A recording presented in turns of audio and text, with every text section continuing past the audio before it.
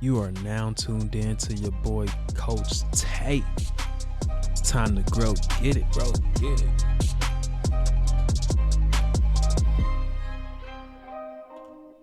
Let's grow. Hey, it's your boy, Coach Tate. Let's grow. Get it. Today's topic for this podcast, we're going to be talking about self-compassion. What is self-compassion? And I'm going to be going over what's self-compassion, how to recognize that inner critic, how to make that inner critic so strong that we're able to use that for positive self-talk instead of negative self-talk. And I've also thrown in a little snippet of how criticism has a positive and a negative effect on children because we were all children once, right? So let's get into it. Oh, wait, before we get into it, I got 2 books for you, all right? The first book is Self-Compassion, The Proven Power of Being Kind to Yourself by Kristen Neff. And the second book is The Gifts of Imperfection, Let Go of Who You Think You're Supposed to Be and Embrace Who You Are by Brene Brown. So these are 2 books based on self-compassion. There's a lot of research for self-compassion, and let's get into it, all right? All right, so here's what I want to do. Gotta love that sound. All right, so imagine this. Imagine you've got a friend who's experiencing a ton of life situations that are just really rough for them right now. And let's just say they personally feel like nothing could ever go right. Right? So compassion works like this. Compassion allows you to be kind to that person, especially in their time of need, right? So if your friend is going through a whole heck load of stuff, right? How do you think they might feel emotionally in that moment?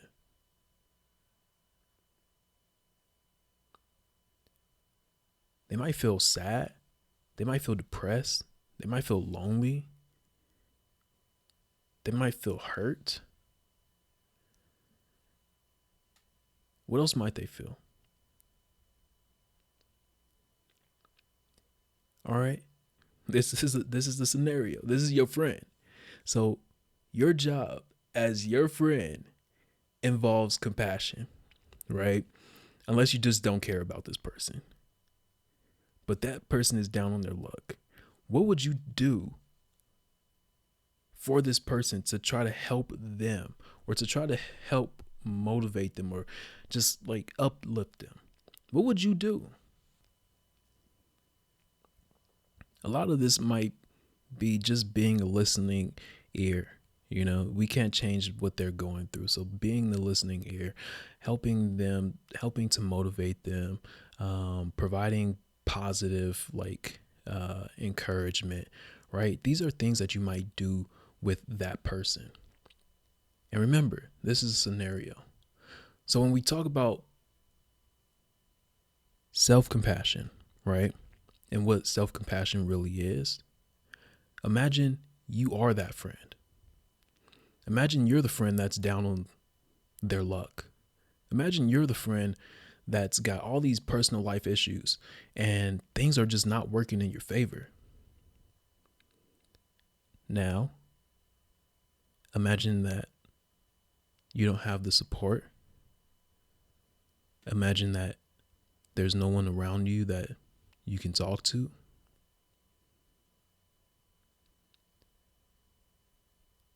How do you cope in that situation? Self-compassion is the practice of treating oneself with kindness, understanding, and acceptance during times of difficulty or personal shortcomings. We're going to have these difficult moments, and it's going to feel like the weight of the world is on us and no one else understands. The thing about self-compassion is you got to treat yourself with kindness. Some of us start to feel like the failure. I'm a failure. I can't do this right. I've never been able to do that. And woe, it's me. And it's always going to be this way. Like, is that having compassion? Where's your compassion that you showed towards your friend in the beginning? Where's all the positive encouragement that you were giving to your friend? Self-compassion involves extending that same compassion and empathy and care that you would offer a close friend to, like a loved one to yourself, pretty much. So offering that same amount of care to yourself in your time of need. That's self-compassion. Self-compassion recognizes that imperfections, mistakes, and setbacks are a part of human nature, right? So if it's a part of human nature, respond to it with like empathy, warmth, understanding, rather than self-criticism. When you respond to things that happen and it's just a part of the human reality, the human nature, when you respond to those things with self-criticism, you're doing more destruction to yourself than you would by building yourself up with self-compassion. All right, so let's get into criticism. Criticism comes, it's criticism is a generational curse passed down from generation to generation to generation unless it can be stopped. Okay. And there's no telling that the next generation, even if it stopped, the next generation might pick it up again. All right. It's learned. So I want to address criticism within our childhood. And criticism, if I'm looking at my definition right now. Criticism refers to the act of expressing disapproval, judgment, or negative feedback about someone or something. All right. So this often includes like just the basic weaknesses, the basic faults, the shortcomings, like this is what it includes, right? So when a child, I was this child, when a child gets an F on their report card, what happens? It's almost instant criticism. When a child does something a parent does not like, the parent expresses what? Disapproval, right? Criticism is always going to be there. There's a difference between destructive criticism and constructive criticism. Destructive criticism is what I just described. Constructive criticism, that helps to improve the subject that's being criticized. Constructive criticism, it helps to improve the subject that's being criticized. For example, if my grades are being criticized, constructive criticism says, hey, your grades are not looking so great. I want to see what plan can we take to help improve that. That's constructive criticism. It's not shaming a person. Hey, your grades are not good and your siblings got better grades than you do. You need to fix it.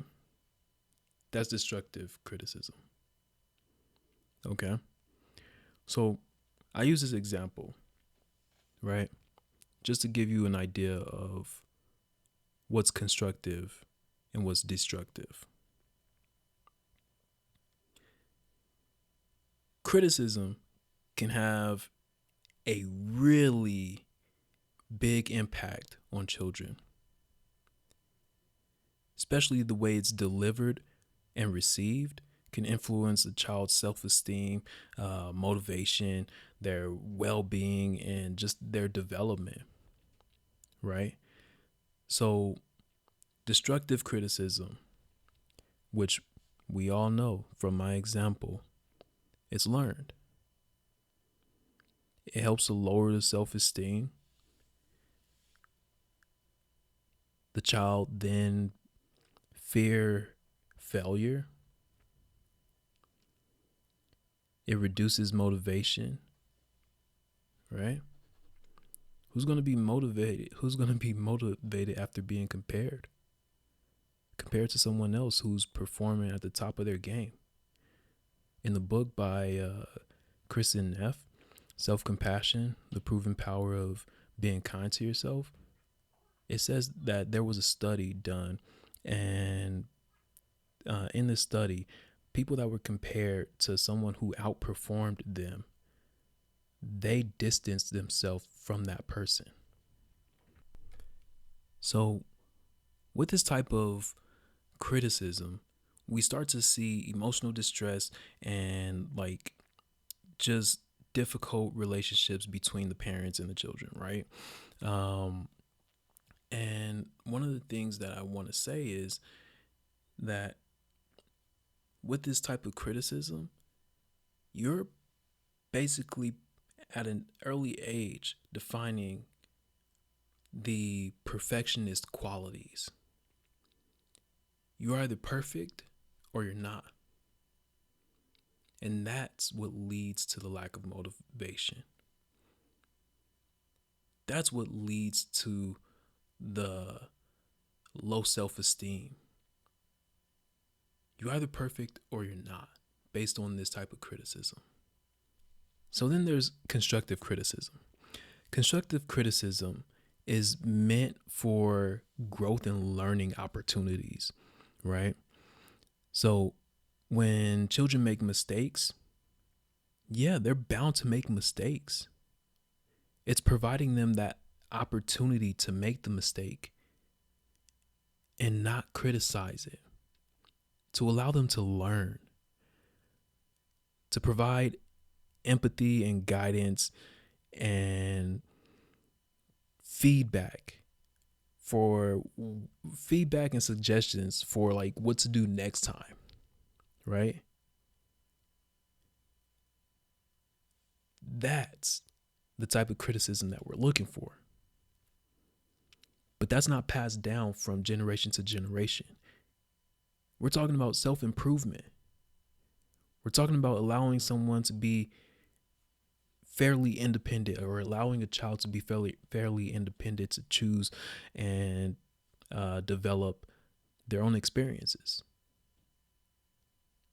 This is what brings emotional intelligence. Emotional intelligence encourages that self-reflection, but show them how to work with their emotions. Then they can reflect on how they feel. Just because your child is upset and mad doesn't mean you have to take on those emotions, right? You don't have to take that on. You can allow your child to be mad. You can allow your child to be upset.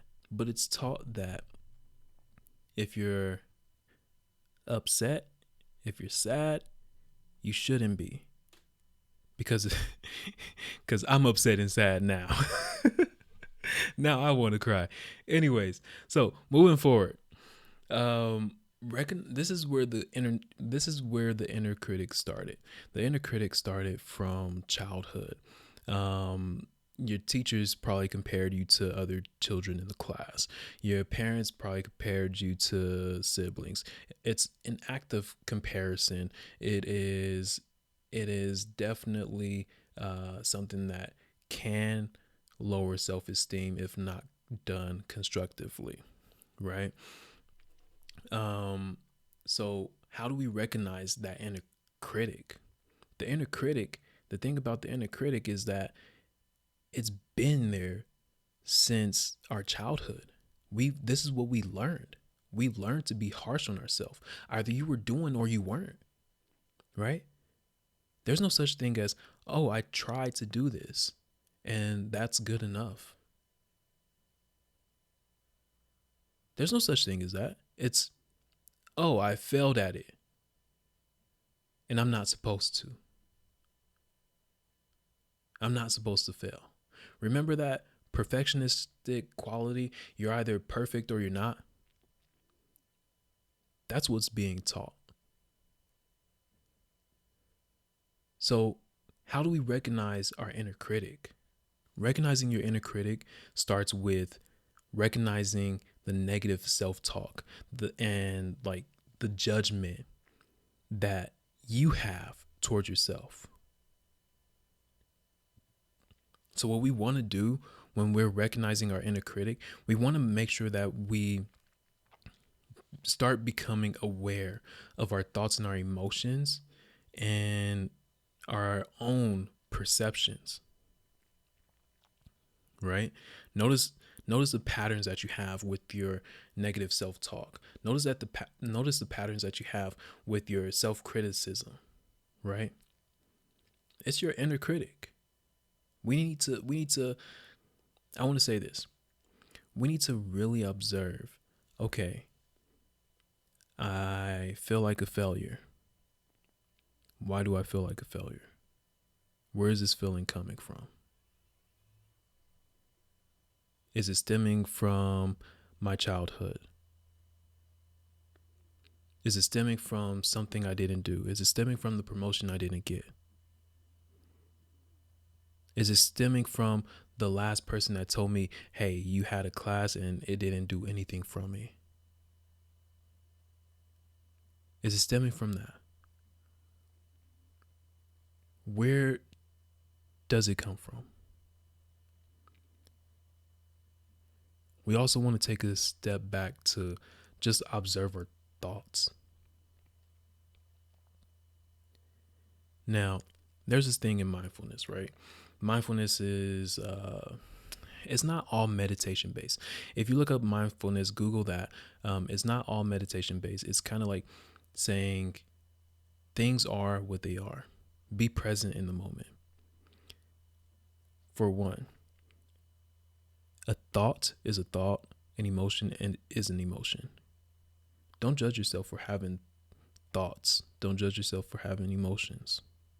They are what they are. So mindfulness is that non-judgmental reality, living in that, right? So don't judge yourself. Don't judge your thoughts.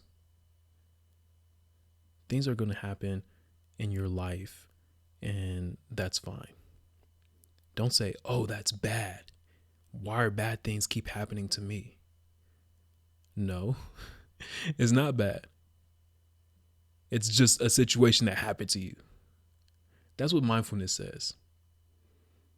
How do you overcome these situations? Is what really matters.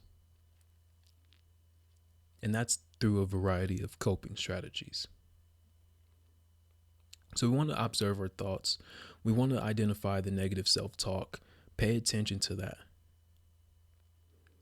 The negative self-talk is going to include self-blame, self-doubt, harsh judgments, comparison to others, and basically my favorite, unrealistic expectations. Notice your emotional responses. Become aware of your inner critic. Notice if you feel anxious, stressed, inadequate. Notice when you're engaging in that negative self-talk. Challenge your thoughts, right? The one way that you can identify your negative self-talk is by questioning if it's factual, right? Ask your thoughts, is this factual? Challenge your thoughts with facts, okay? So the big question here in this podcast is, how can I start incorporating self-compassion? Right? One, we're going to start by being present in the moment and being aware of our thoughts and emotions without judgment. This is what we call mindfulness on steroids. It'll help us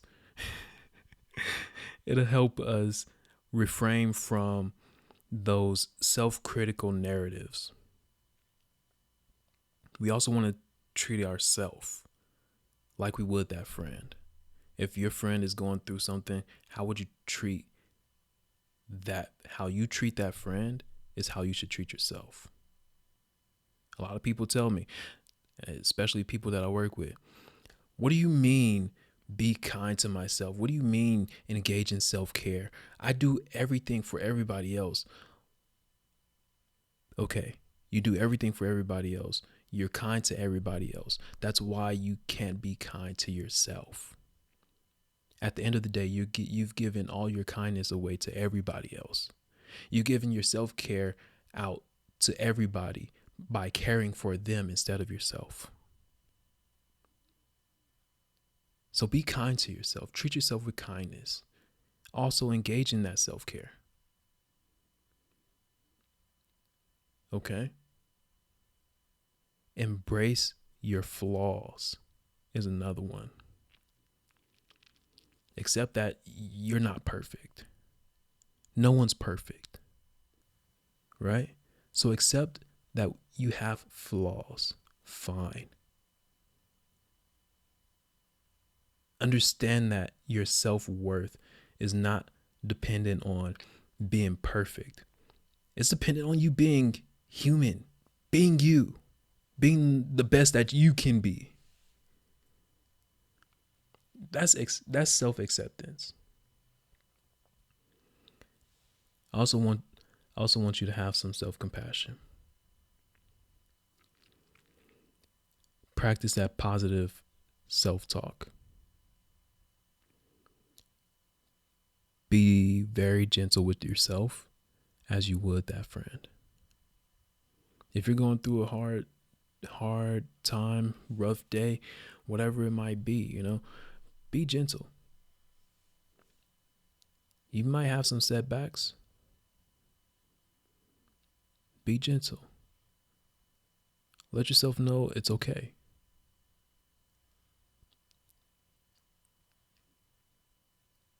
Treat yourself like you would that friend. Nurture that inner voice with some kindness and care. All right?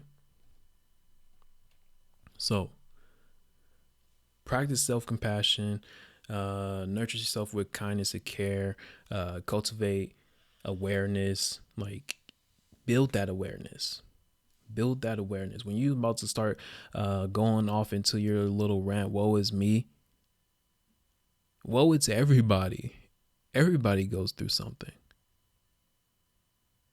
Don't be so harsh on yourself.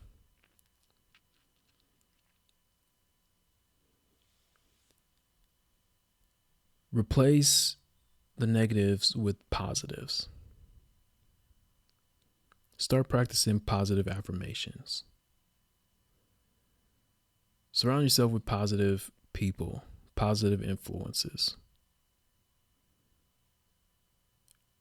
Most importantly, I'm going to close with this. Engage in self-care. Self-care is the least selfish thing you could ever do. The reason why I say that is because, and I've noticed, I really talk about self-care, but it wasn't until 2020 and COVID hit that I understood what self-care was.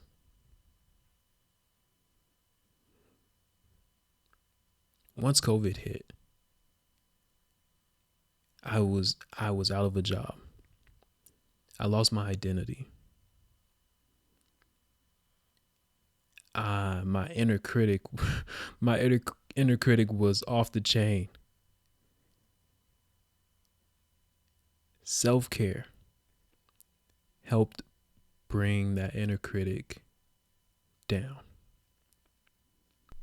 So continue to prioritize that self-care practice. It helps to nourish your mind, your body, your soul, right? Find activities that bring you joy and fulfillment or relaxation. Like, that's self-care. Take care of your physical, your mental, hobbies, practice whatever you want to practice. Set aside time for rest. Self-care helps to support a positive and nurturing inner voice. Okay? So when you're trying to support that inner voice, you might need a distraction from the negative self-talk. You might need a distraction from that destructive voice when you're practicing nurturing that inner voice. So engage in that self-care. It'll be the greatest distraction you ever have. All right. It's your boy, Coach Tate.